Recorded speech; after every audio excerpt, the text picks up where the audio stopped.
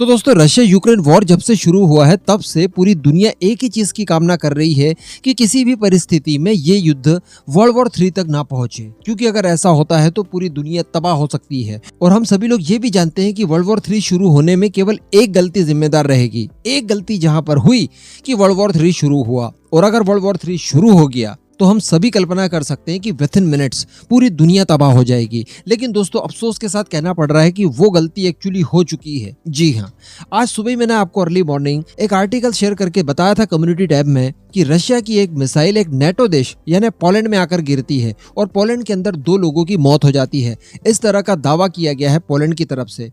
और मैं आपको बता दूं कि अभी तक तो रशिया ने कहा है कि ये मिसाइल हमारी तरफ से नहीं मारी गई है, लेकिन मिसाइल सच में आई है, पोलैंड के अंदर गिरी है, पोलैंड के अंदर 2 लोगों की जानें भी गई है। अब अगर स्थितियों को देखा जाए, पूरे रूल्स एंड रेगुलेशंस को देखा जाए नेटो के, तो अभी तक आर्टिकल 5 एक्टिवेट हो जाना चाहिए जो नियम कहते हैं।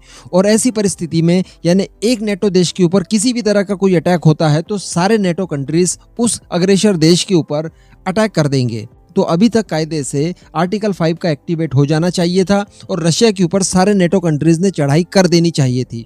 लेकिन यहीं पर हुई है एक अच्छी बात कि ऐसा कुछ देखने के लिए नहीं मिला है और अल्टीमेटली यहाँ पर पुतिन ने अपने बहुत सारे गोल पूरे कर लिए हैं। देखिए आगे वीडियो बड़ी इंटरेस्टिंग होगी, आपको उम्मीद से ज्यादा जानकारी यहाँ पर मिलने वाली है। वीडियो को एकदम एंड तक जरूर देखते रहिएगा। तो वैसे तो आपको ये बताने की जरूरत है नहीं, अभी हमने डिस्कशन भी कर लिया कि एक नेटो कंट्री के ऊपर अगर आपने हमला किया तो नेटो की जो शर्तें हैं, जो नियम कानून बने हैं, उसमें एक आर्टिकल 5 आता है। उसके तहत एक भी देश के ऊपर हमला करने के बाद सारे के सारे देश हमला करने वाले देश के ऊपर अटैक कर देंगे। अब यहाँ पर एक मिसाइल आकर गिरती है जो कि पोलैंड के अंदर 2 लोगों की जानें लेती है। पोलैंड की गवर्नमेंट की तरफ से स्पष्ट कहा गया है कि ये रशिया की तरफ से मारी गई ये मिसाइल रशियन मेड मिसाइल है जिसने पोलैंड के ऊपर अटैक किया है। हालांकि रशिया ने इसकी रिस्पॉन्सिबिलिटी न लेते हुए कहा है कि ये हमारी मिसाइल नहीं है, लेकिन यहाँ पर हम सभी जानते हैं कि और कोई भी देश यहाँ पर मिसाइल नहीं मार सकता। अभी यहाँ पर 2 अनुमान लगाए जा रहे हैं। एक अनुमान तो ये कि हो सकता है कि रशिया की मिसाइल बाय मिस्टेक पोलैंड आकर गिर जाती है। हो सकता है कि वो यूक्रेन के किसी शहर को अटैक कर रहा हो और बाय मिस्टेक कुछ माल फंक्शन की वजह से ये मिसाइल आकर गिर जाती है सीधे पोलैंड में। दूसरी बात यहाँ पर ये निकल कर आ सकती है कि व्लादिमीर पुतिन पूरी दुनिया को ये बताना चाहते हैं और खासकर नेटो के बाकी सदस्यों को ये बताना चाहते हैं कि अमेरिका सहित बाकी के जितने भी बड़े और ताकतवर देश हैं जो कि नेटो को संचालित करते हैं, वो छोटे छोटे देशों का ध्यान नहीं रखते। जी हाँ, देखिए जैसे ही ये मिसाइल अटैक हुआ पोलैंड की तरफ से इस बात का ढिंडोरा पीटा गया कि एक रशियन मिसाइल मार दी गई है हमें और हमारे 2 लोगों की जानें चली गई है। उसके बाद बाकी के सारे नेटो मेंबर्स की यहाँ पर प्रतिक्रियाएं आई है। ऋषि सुनक हो, इमैनुअल मैक्रों हो और बाकी तमाम बड़े बड़े देशों ने कहा है कि बिल्कुल हम इस मुश्किल की घड़ी में पोलैंड के साथ हैं। वहीं पर जो बाइडेन का भी बयान आया है। जो बाइडेन इस समय G20 सम्मेलन में है। हम जानते हैं कि इंडोनेशिया के बाली शहर में वो इस समय मौजूद हैं और वहां से उन्होंने कहा है कि देखिए ये जो मिसाइल आई है ये भी कहा नहीं जा सकता कि ये रशियन मिसाइल है और जानबूझकर किसी सोची समझी साजिश के तहत ये मिसाइल मारी गई है और हम इसकी खोजबीन कर रहे हैं, इसकी जांच पड़ताल कर रहे हैं, इसके तह तक जाने की कोशिश कर रहे हैं।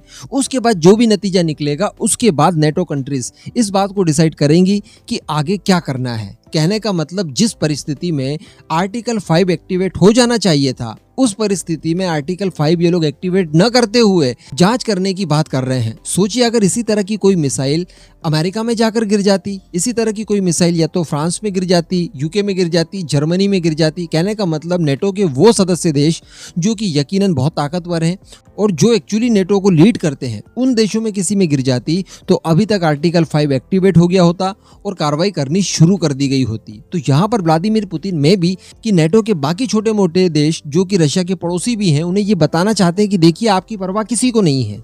मैं अगर आपके ऊपर मिसाइल से हमला करना तो छोड़ दीजिए, अगर आपको पूरी तरह से इन्वेड भी करने की कोशिश करता हूं तब भी आपको अमेरिका सहित बाकी देश बचाने नहीं आएंगे। ये दोगले हैं। वैसे हम सभी लोग जानते हैं कि जो नेटो को फॉर्म किया गया था ये केवल और केवल अमेरिका को चपरासी चाहिए थे कुल मिलाकर, जो कि अमेरिका की सभी परिस्थितियों में मदद करे, अमेरिका से हथियार खरीदे, अमेरिका की हाँ में हाँ मिलाए। केवल और केवल इसी वजह से नेटो फॉर्म हुआ था। ये केवल और केवल अमेरिका जैसे देशों के फायदे के लिए ही बनाया गया एक संगठन है। छोटे मोटे देश की यहाँ पर कोई औकात नहीं है, किसी के लिए कोई लड़ेगा नहीं। इसके पीछे का कारण क्या है? क्यों कोई नहीं लड़ सकता?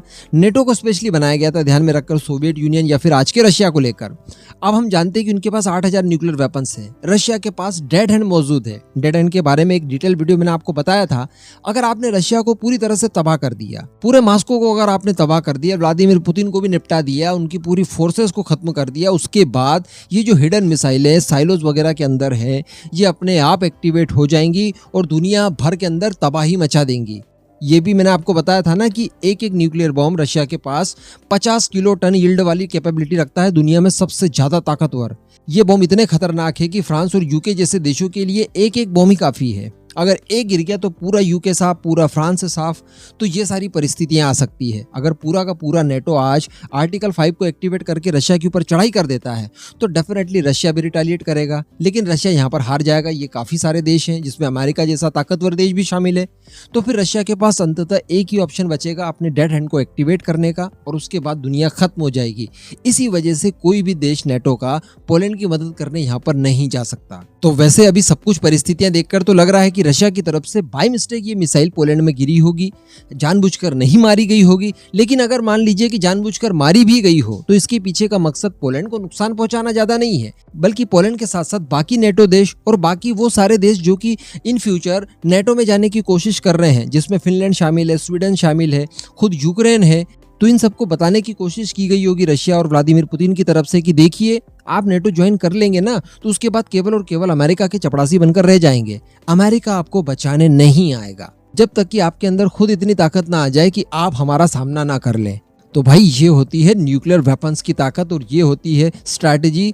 और जो कुछ भी इस समय व्लादिमीर पुतिन कर रहे हैं बहुत ही ज्यादा खतरनाक और हमारी सोच से कई ज्यादा परे है।